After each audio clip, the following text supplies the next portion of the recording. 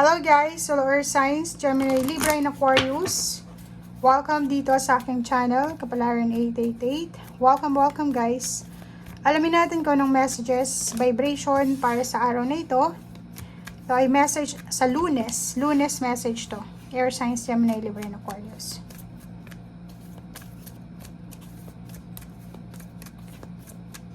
Okay. Wow! Okay, so nakikita natin dito guys, if ever na ikaw ay desperado or parang wala kang trabaho, pasensya na, makati yung kamay ko. Yung braso pala. May mga iba sa inyo dyan na nag-aalala kayo, like sa usaping pera. Siguro nawalan kayo ng trabaho or pwedeng yung kapamilya nyo ay nasa malayong lugar, nangangailangan ng pera. So pwedeng sa araw na ito makatanggap kayo ng mensahe galing sa kanila na kailangan nila ng pera or kailangan 55 kasi siya 55. So option choices, sinasabi ng baraha sa'yo dito na pwede kang makatanggap ng message pero medyo alarming siya, medyo mag-aalala ka kasi may isang tao ka na kilala na nangangailangan ng tulong mo or pwedeng ikaw yan, susulat ka, magsisend ka ng message sa pamilya mo dahil nangangailangan ka ng tulong pinansyal. Okay? 36, 6, 7, 8, 9, distant horizon. Posibleng ikaw ito na nasa ibang bansa. Pwedeng OFW ka. Posibleng makatanggap ka ng mensahe galing sa iyong pamilya na nangangailangan sila ng tulong pinansyal. So, pwedeng may kapatid ka, pamangkin, apo, or parents mo biglang nawalan ng trabaho. So, kailangan mo silang suportahan sa ngayon. Comment down below if resonated ka.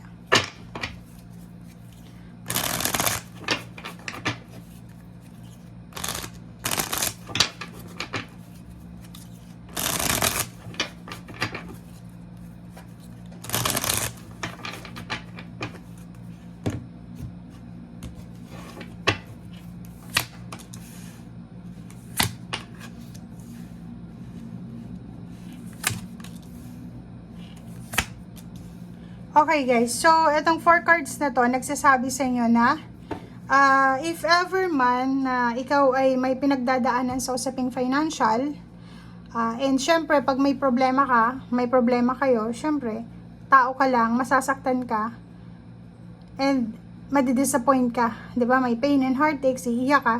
But dito sa barahan to, sinasabi na may isang tao na pwedeng mag-offer sa'yo ng tulong financial, or pwedeng emotional support ito, na pwedeng makatulong siya sa'yo para maging maayos yung takbo ng iyong emosyon sa araw na ito, ma-resolve mo yung mga issues regarding money, or ma-resolve mo yung issues if ever na ang problema mo is relationship.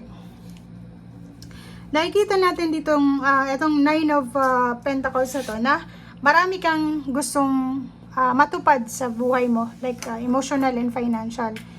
But unfortunately, may mga pagkakataon na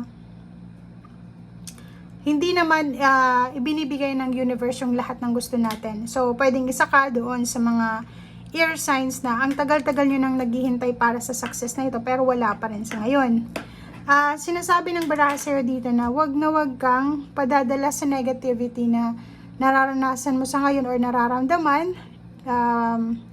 Focus ka sa breathing mo.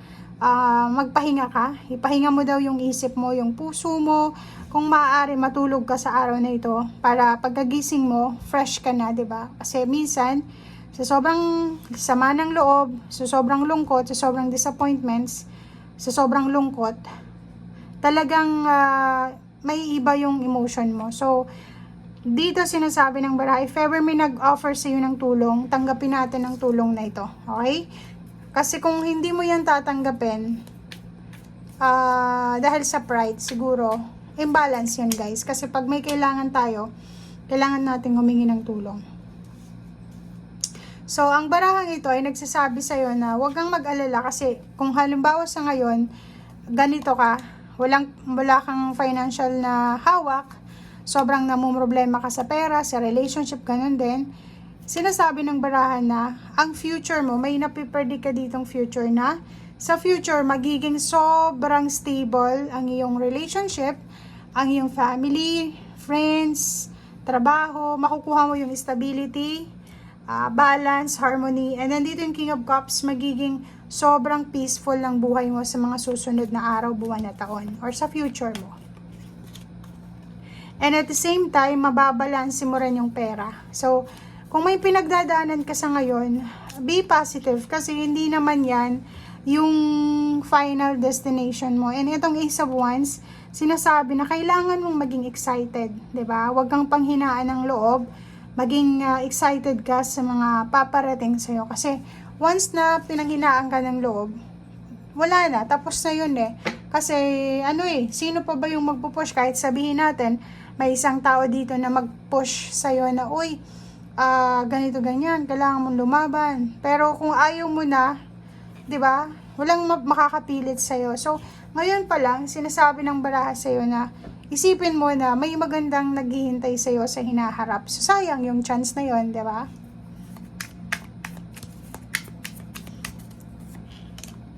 Okay, so 'yon, good news. So, 'yon, 'di ba? Sinasabi ng baraha sa iyo dito na may good news na parating. May magandang balita na parating. May clarity, enlightenment na pwedeng dumating sa'yo in the next few months or few years, pwedeng 8 months from now, 8 weeks or 8 days.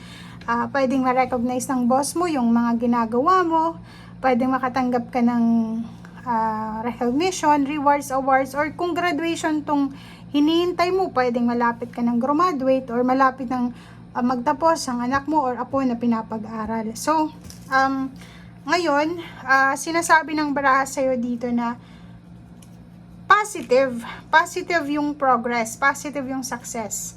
'Di ba? So, wag mo lang na, kumbaga, papansinin, bibigyan ng focus yung kasalukuyan mong financial problems sa ngayon or emotional problems. Kasi, pag yun ang focus natin, hindi yung paparating na swerte, hindi yung paparating na progress neto.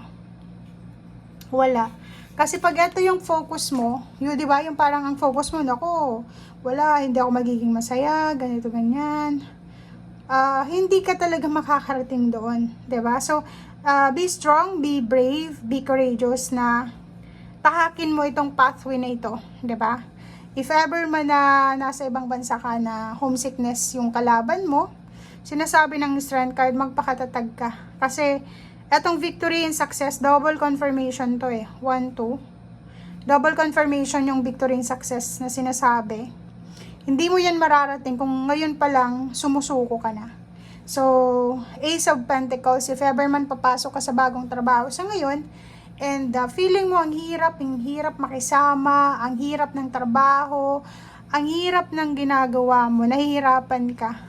Bigyan mo pa yung sarili mo ng several months, 'di ba? Para maka-recover ka talaga. Kasi pag pag sumuko ka talaga ngayon, like kasi simula mo pa lang, pag sumuko ka, wala na talaga. Okay?